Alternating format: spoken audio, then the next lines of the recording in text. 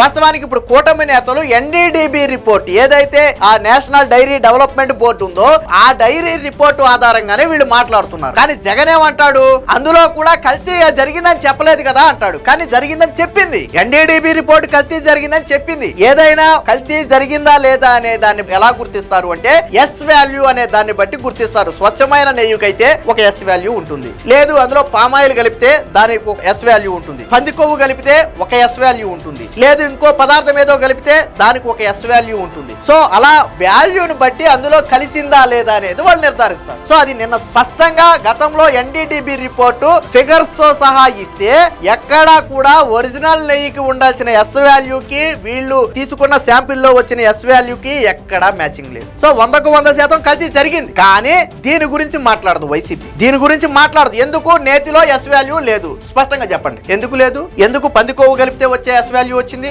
ఎందుకు fish oil కలిపితే వచ్చే ఎస్ వాల్యూ వచ్చింది? ఎందుకు జంతు కొవ్వు కలిపితే వచ్చే ఎస్ వాల్యూ వచ్చింది? ఎందుకు వచ్చింది?